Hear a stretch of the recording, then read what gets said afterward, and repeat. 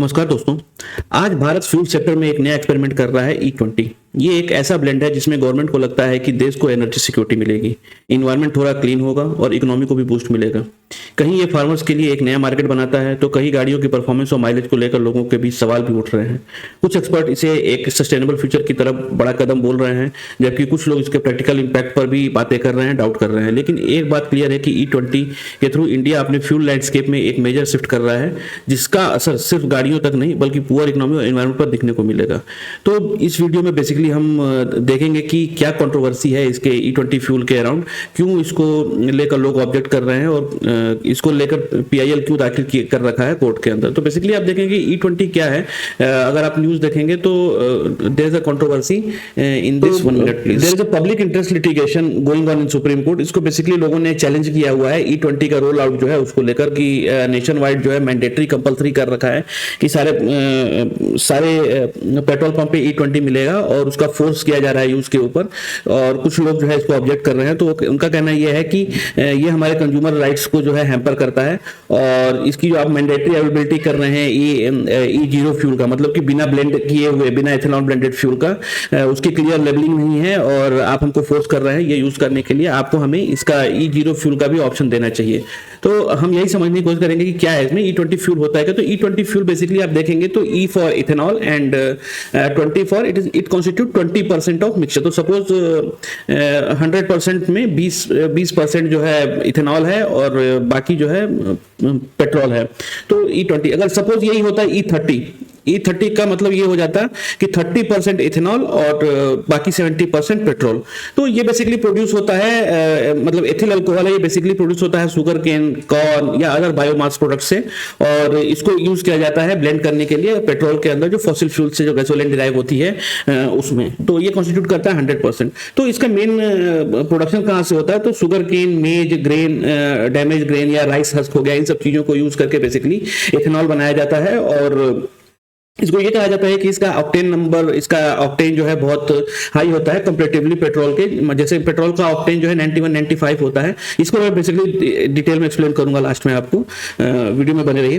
तो और जो इसका है इथेनॉल का है उसका 108 जो है ऑक्टेन नंबर होता है। तो बेसिकली क्या होता है कि एंटी नॉक प्रॉपर्टी जो है इंक्रीज करता है किसी भी इंजन का और परफॉर्मेंस इंक्रीज करता है। ये गवर्नमेंट का कहना है। तो इसमें क्या है कि ऑब्जेक्शन क्यों कर रहे हैं लोग, क्या रीजन है कि इसका ऑब्जेक्शन हो रहा है, क्योंकि इसके बेनिफिट्स तो इतने सारे बताए जा रहे हैं। तो बेसिकली लोगों का कहना ये है कि जब भी हम गाड़ी यूज करते हैं तो फ्यूल की एफिशिएंसी डिक्लाइन होती है, जैसे कि 3 से 7% तक मतलब फ्यूल एफिशिएंसी डिक्लाइन हो रहा है। मतलब कि 100 किलोमीटर मान लीजिए एवरेज है तो उसमें से 7 किलोमीटर आप निकाल दीजिए कि एवरेज जो है गिर गया। कहीं कहीं पे तो लोग ये बोलते हैं कि 20% तक का ड्रॉप है उनकी गाड़ियों के अंदर माइलेज का। वैसे ही लोगों का ये कहना है कि हम जब ये फ्यूल यूज करते हैं तो इंजन में जो है नॉकिंग बहुत ज्यादा आती है और इसका जो है गाड़ी स्टार्ट नहीं होती, एक्सेलरेशन ज्यादा नहीं मिलता है। मतलब अगर जो रियल परफॉर्मेंस आनी चाहिए गाड़ी की वो रियल परफॉर्मेंस नहीं आती है, उसके इंजेक्टर क्लॉग्ड हो जाते हैं, जैम हो जाते हैं। तो परफॉर्मेंस इशू में बेसिकली उनका कहना है कि परफॉर्मेंस इशू आती है हम जो है E20 यूज करते हैं और इंजन की आप ये देखेंगे तो कंपेटिबिलिटी और उसको खराब होने के चांसेस जो है इससे बढ़ रहे हैं।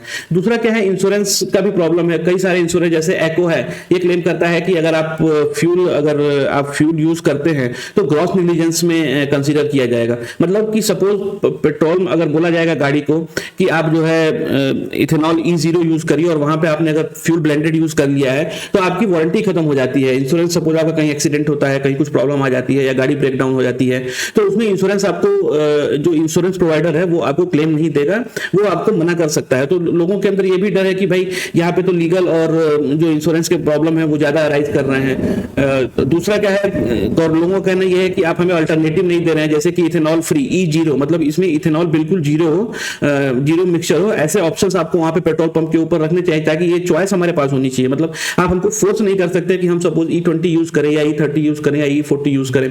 बट यहाँ पे लोगों का कहना यह है कि आप हमें चॉइस नहीं दे रहे हैं, हमारा फ्रीडम ऑफ चॉइस खत्म कर रहे हैं और इसकी वजह से इन सब चीजों को लेकर लोगों ने जो है कोर्ट के अंदर PIL दाखिल किया हुआ है। गवर्नमेंट का क्या कहना है, गवर्नमेंट बेसिकली ये कहती है कि भाई हमारे पास साइंटिफिक एविडेंस है, जैसे हम लोगों ने लाख किलोमीटर तक गाड़ियों को चला के देखा हुआ है, और बहुत सारे इंस्टीट्यूशन जैसे कि ARAI है, IIIP है, वैसे ही इंडियन ऑयल का R&D ब्रांच है, मिनिस्ट्री ऑफ पेट्रोलियम और नेचुरल गैस का जो क्लेम है, उनका ये कहना है कि हम लोगों ने लाख किलोमीटर गाड़ी चला के टेस्ट किया हुआ है और बेसिकली फ्यूल कंजम्पशन और इंजन के वियर टियर या पावर में कोई प्रॉब्लम नहीं आता है। बट आप यहाँ पे देखेंगे वहीं पे दूसरे तरफ कहते हैं कि 1 से 2% का फ्यूल के अंदर ड्रॉप होता है, तो मतलब कि यहाँ पे कॉन्ट्राडिक्टरी व्यू हो गया कि हाँ भाई ड्रॉप आ रहा है। वहीं पे अगर मान लीजिए आपने कैलिब्रेट नहीं किया, अगर E10 के लिए कैलिब्रेट कर रखा है, तो 3 से 6% का भी आपको अंडर जो है ये बोलते हैं कि ये बहुत ही मार्जिनल है, ठीक है। बट इंडिया जैसी कंट्री जहां पे लोग माइलेज को लेके गाड़ियां खरीदते हैं, जहां पे माइलेज बहुत ज्यादा मायने रखती है, उसके साथ कॉस्ट इन्वॉल्व होता है, वहां पे अगर आप सिर्फ इसको मार्जिनल बोल के दरकिनार कर देंगे कि नहीं कोई प्रॉब्लम नहीं है, then there is an issue, ठीक है। वैसे ही करोजन और मेंटेनेंस की बात में कहते हैं कि भाई हमने इनहिबिटर्स डाल रखे हैं उसके अंदर, या मटेरियल का जो स्टैंडर्ड है जो गाड़ी बनाने में यूज हो रहा है, जो हम कहते हैं कि एज पर BIS गाड़ी के या ऑटोमोटिव इंडस्ट्री है उसके स्टैंडर्ड के हिसाब से गाड़ियां आज की डेट में बनेंगी, तो उसमें जो है कोई प्रॉब्लम नहीं आती है, गाड़ियां जो है बची रहती हैं। हम लोग ऑलरेडी जो है इनहिबिटर, कोरोजन इनहिबिटर डालते हैं गाड़ी के उसके अंदर, तेल के मतलब ब्लेंड के अंदर। तो इनका ये कहना है कि जो गाड़ियां कॉम्प्लायंस है, मान लीजिए BS6 जो कंप्लाई करती हैं जो गाड़ियां, उन गाड़ियों में तो प्रॉब्लम नहीं है। जो गाड़ियां पुरानी है उसमें आपको 20,000 से 30,000 किलोमीटर का जो अगर मान लीजिए आप एवरेज वो करवाते हैं, सर्विस करवाते हैं, तो उसमें गैस्केट रिप्लेसमेंट है जिसका खर्चा बहुत कम आता है। तो बेसिकली कहने का मतलब ये है कि ठीक है, जो पुरानी गाड़ियां हैं जो कैलिब्रेटेड नहीं है उनके अंदर में वियर एंड टियर का प्रॉब्लम है, और उसके लिए आपको ओल्डर व्हीकल के अंदर गैस्केट लगवाना पड़ेगा, जो बेसिकली इस इंजन के परफॉर्मेंस को इंक्रीज करे या उसको जो है कोरोड होने से, नुकसान होने से बचाए, ठीक है। तो उसको इन्होंने रूटीन मेंटेनेंस में हल्का सा खर्चा बता के ये कर दिया। तो मतलब कि फ्यूल का जो इंपैक्ट आ रहा है उसको हल्का सा मार्जिनल बता दिया, फिर जो आप सर्विस करा रहे हैं उसको हल्का सा मार्जिनल बता दिया कि थोड़ा सा खर्चा आ रहा है, ठीक है। आप मतलब यहाँ पे कॉन्ट्राडिक्टरी बातें गवर्नमेंट के बयान के अंदर मिल रही हैं, ठीक है। वैसे ही अगर आप ये देखेंगे कि इंश्योरेंस सेफ्टी है, वो उनको ये बोल के दरकिनार कर दिया कि भाई ऐसा कुछ भी नहीं है, ये जो है फॉल्स इन्फॉर्मेशन है, मिस इन्फॉर्मेशन है, और इंश्योरेंस में कोई प्रॉब्लम नहीं। तो यहाँ पे 2 इशू हैं। सपोज BS6 कंप्लायंस गाड़ियां हैं, अगर गवर्नमेंट ये बोलती है कि आप इसमें इंश्योरेंस देंगे तो यहाँ पे हो सकता है, बट उन गाड़ियों का क्या जो BS6 कंप्लायंस नहीं है और उनके अंदर जो है वीआरटी है, वो उनका तो इंश्योरेंस गया, ठीक है। तो गवर्नमेंट जो है एम्बिगुअस रिप्लाई दे रही है इसके अंदर, बट ठीक है।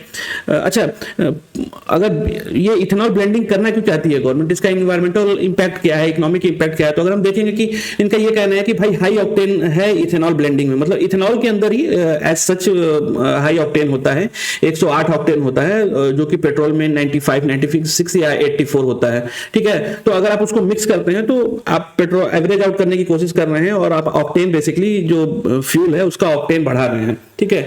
वैसे इनका कहना है कि जो यूज है इथेनॉल का, अगर हम उसको प्योर पेट्रोल की जगह यूज करते हैं तो आप ये देखेंगे कि ग्रीन हाउस गैस एमिशन का जो है 65% लोअर कॉन्स्टिट्यूट, मतलब 65% तक हम लोग ग्रीन हाउस गैसेस का एमिशन कम कर सकते हैं। और अगर मेज बेस्ड हम इथेनॉल में मिक्स करते हैं तो 50% तक कर सकते हैं, अगर हम कन्वेंशनल पेट्रोल में ये करते हैं। बट इसमें ये एक चीज ये भी देखने लायक है कि आप उस चीज को कैसे कैलकुलेट करेंगे कि शुगर केन को प्रोड्यूस करने में, सपोज आप अपने खेत के अंदर शुगर केन को लगा रहे हैं, उसको प्रोड्यूस करने में कितना पानी यूज हुआ, उसने कितना जगह यूज किया, उसने जो जगह फूड प्रोडक्ट प्रोड्यूस करने के लिए यूज की जा सकती थी उसकी जगह आपने गाड़ी के अंदर पेट्रोल मिक्स करने के लिए एथेनॉल प्रोड्यूस कर लिया। तो ये सारे इंपैक्ट जो है 65% जो आप सिंपल डेटा बता रहे हैं, इसको इसके ऊपर भारी पड़ेगा, ठीक है। दूसरा क्या है, गवर्नमेंट जो है शॉर्ट टर्म बेनिफिट अपना ये देख रही है कि भाई 85% क्रूड ऑयल जो है इंडिया इंपोर्ट करता है अपनी नीड्स का, ठीक है। तो अगर आप 20% इथेनॉल अगर मिक्स कर देते हैं उसके अंदर, तो आप साल का 30,000, मतलब गवर्नमेंट साल का 30,000 से 35,000 करोड़ फॉरेन एक्सचेंज में बचा सकती है, सेव कर सकती है। वैसे ही गवर्नमेंट का कहना यह है कि हम लोगों ने 2014-2015 तक 1.2 लाख करोड़ रुपीज का जो है बेनिफिट फार्मर्स को प्रोवाइड करवाया है इथेनॉल, जो भी इथेनॉल प्रोड्यूस कर रहे हैं, मतलब कि जो भी गवर्नमेंट जो भी फार्मर्स जो है इथेनॉल बेस्ड प्रोडक्शन कर रहे हैं उनको 1.2 लाख करोड़ का बेनिफिट फार्मर्स तक पहुंचा हुआ है। चौथा क्या है कि गवर्नमेंट का अलाइनमेंट भी है कि भाई हमें जो है जो डेवलप्ड कंट्री है, जैसे कि ब्राजील में E27 यूज होता है, यूएस में E15 से लेके E85 तक यूज होता है। कैन यू आप सोच सकते हैं, मतलब 85% इथेनॉल एंड 15% जो है, और ये कंट्री जो कि हाईएस्ट कंज्यूमर है पेट्रोल का और डीजल का, इनके इंजन आप देखेंगे तो बहुत ज्यादा they are basically petrol diesel guzzling machines, ठीक है। तो वहां पे E15 से E85 तक यूज करते हैं। थाईलैंड हो गया, EU हो गया, ये लोग ऑलरेडी हायर ब्लेंड यूज कर रहे हैं। तो गवर्नमेंट का टारगेट ये है कि हम भी जो है अपनी कंट्री को शिफ्ट कर सके सके इथेनॉल ब्लेंडेड पेट्रोल या जो व्हीकल फ्यूल है उसको यूज करने के लिए। इसमें बेनिफिट गवर्नमेंट को यही है कि उनका जो कार्बन इमिशन का टारगेट है कि हम कैसे रिड्यूस कर सके उसको भी अचीव कर सके, तो गवर्नमेंट का एम वो भी है।